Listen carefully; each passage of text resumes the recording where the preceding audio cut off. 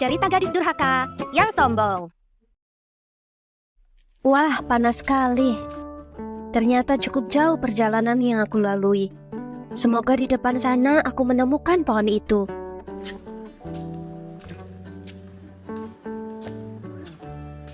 Sepertinya pohon itu yang kucari.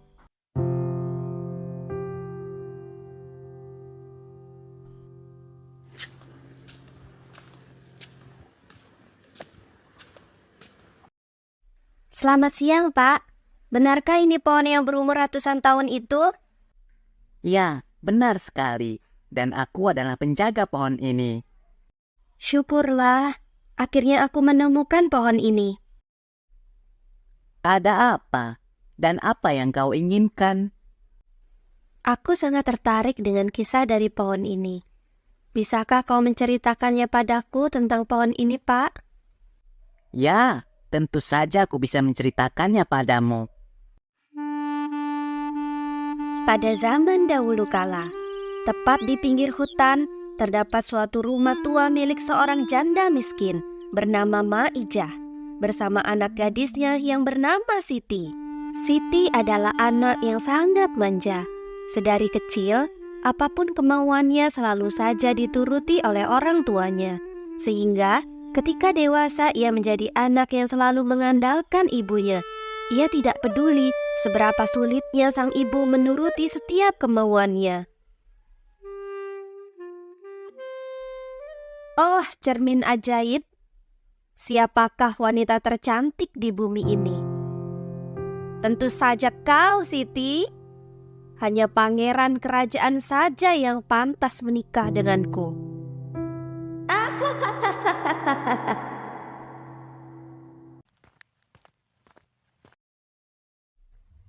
Anakku Siti, bisakah kau menolong ibu nak mencari kayu bakar untuk dijual? Punggung ibu terasa nyeri sekali. Ibu tidak sanggup jika membawanya sendiri.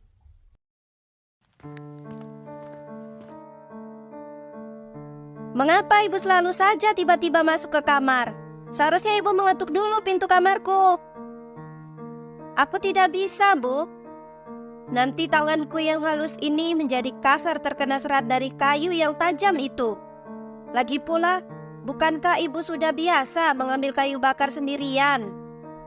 Tapi nak, Sekali lagi aku katakan, aku tidak mau. baiklah nak. Dengan perasaan sedih dan kecewa, Maijah dengan terpaksa pergi ke hutan mencari kayu bakar sendiri. Ia pun mengumpulkan satu persatu kayu bakar untuk dijual.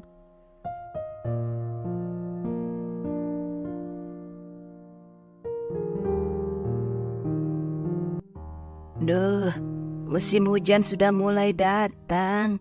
Kayu bakar mulai sulit dicari. Ditambah lagi punggungku mulai sakit-sakitan seperti ini.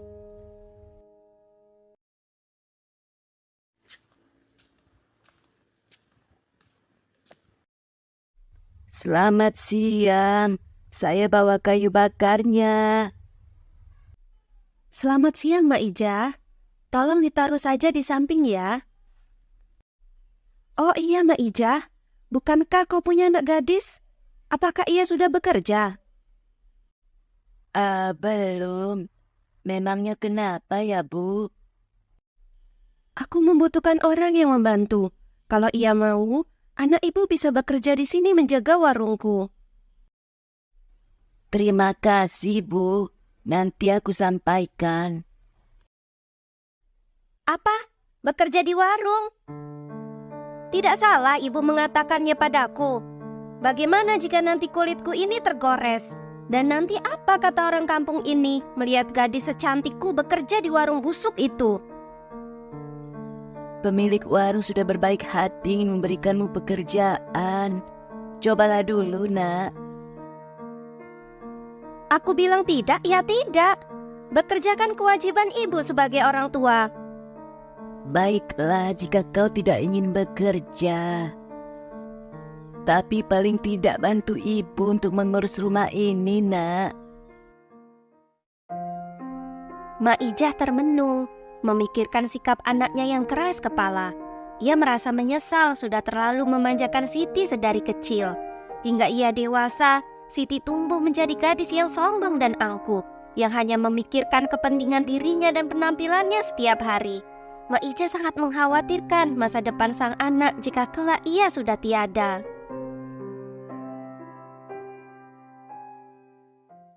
Siti, ibu pergi ke hutan mencari kayu bakar dulu. Tolong beres-beres rumah ya, nak. Ih, baju ibu bau sekali dan sangat kotor. Ku cuci bajuku sendiri saja. Punya ibu biar ibu yang cuci sendiri. Ini juga jorok sekali. Kenapa ibu habis masak tidak langsung dicuci sih? Merepotkan saja. Kalau begini terus, tanganku bisa keriput seperti nenek-nenek.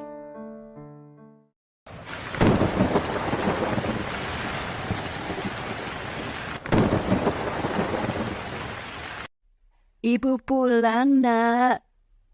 Loh, kenapa masih banyak baju kotor begini? Dan rumah masih saja berantakan. Ibu ini, setidaknya aku sudah mengurangi pekerjaan ibu. Mulai saat ini, aku akan mencuci bajuku sendiri. Dan baju ibu, harus ibu sendiri yang mencucinya. Dan sekarang aku lapar, karena seharian aku beres-beres rumah. Ibu pulang bawa makanan kan? Ibu hanya bisa membeli singkong, nak. Tidak apa-apa ya. Masa putri cantik sepertiku hanya makan singkong saja? Bagaimana jika badanku menjadi kurus kering? Tapi, nak, uang ibu tidak cukup membeli beras. Ya, aku tidak mau tahu. Kalau perlu, ibu kan bisa meminjam uang saja. Pada keesokan harinya, mereka berdua bermaksud pergi ke kota untuk meminjam uang dan membeli beras kepada Dato' Amar dengan berjalan kaki. Nak, tunggu ibu, nak. Banyak tanah becek yang berbahaya jika dipijak. Cepatlah, Bu. Kalau tidak buru-buru, nanti keburu malam dan hujan. Mak Ijah pun berjalan dengan hati-hati sepanjang jalan. Sampai akhirnya mereka tiba di kota dan sampai di rumah Dato' Amar. Ayo kita masuk, nak. Kita temui Dato' Amar. Aku tidak mau. Kalau untuk berhutang, ibu saja sendiri. Baiklah kalau begitu. Kau tunggu di sini sebentar ya. Tanpa sengaja, datanglah seorang teman Siti dan menghampirinya. Hai Putri Siti, sedang apa kau di sini? Aku sedang mengantarkan pembantuku membeli beras. Oh, aku kira kau ingin meminjam uang dengan Dato' Amar. Sembarangan. Ya tidaklah. Baiklah kalau begitu Siti, aku pulang duluan ya. Iya, hati-hati di jalan. Aduh, hampir saja ketahuan. Ayo, nak, pulang. Kita sudah mendapatkan berasnya. Ibu lama sekali sih. Aku sampai didatangi temanku. Nak, bisakah kau menggantikan ibu membawa beras ini? Ibu tidak sanggup jika berjalan jauh dengan membawa beras ini. Oh, bukankah ibu sudah terbiasa membawa kayu bakar yang lebih berat? Masa cuma beras itu saja ibu tidak kuat? Loh, Mbak Ija, yang di depan itu putrimu bukan?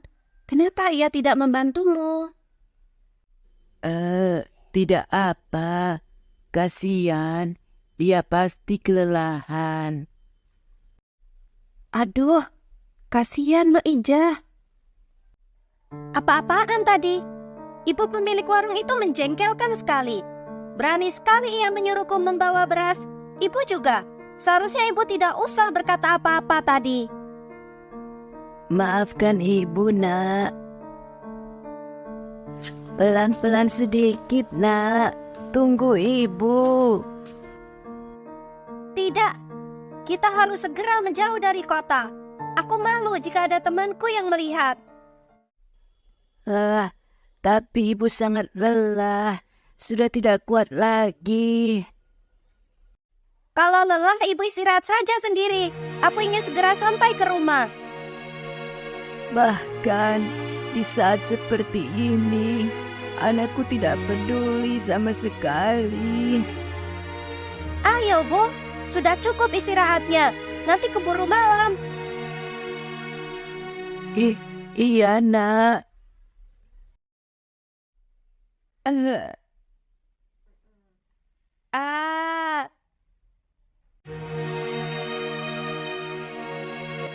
Ya ampun, ibu ini bagaimana sih? Sekarang kita kehilangan banyak beras gara-gara ibu. Aku sudah lelah berjalan dan aku sangat lapar. Mengapa ibu mengacaukan semuanya?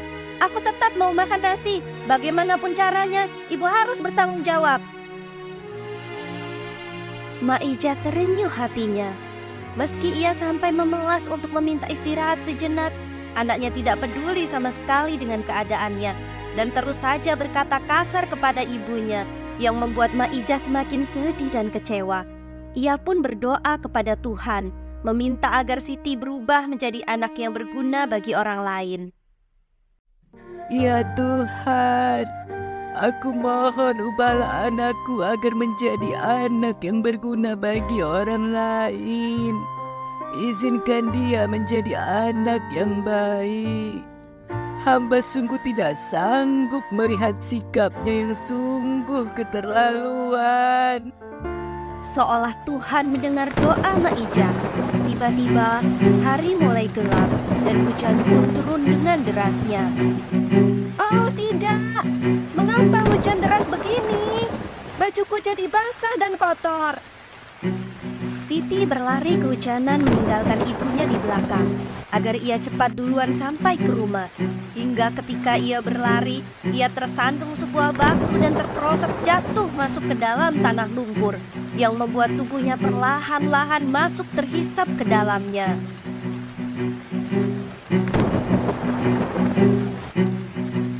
Aduh! Oh tidak, ibu! Tolong aku! Kakiku tidak bisa digerakkan. Aku akan tenggelam di lumpur ini, Bu. Tolong aku, Bu. Ibu!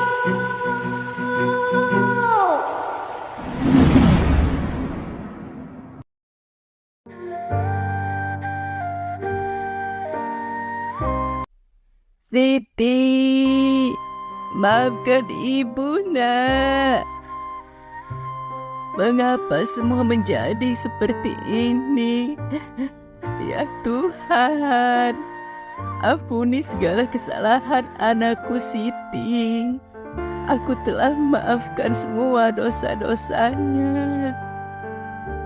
Maija pun pulang meninggalkan anaknya terkubur dalam lumpur yang kotor dengan perasaan sedih dan menyesal atas semua yang terjadi pada anaknya.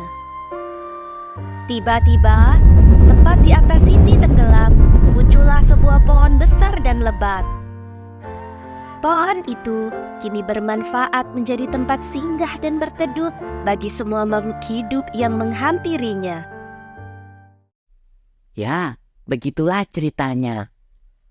Ya Tuhan, semoga menjadi pelajaran untukku agar menjadi anak yang selalu menyayangi dan berbakti kepada kedua orang tuaku.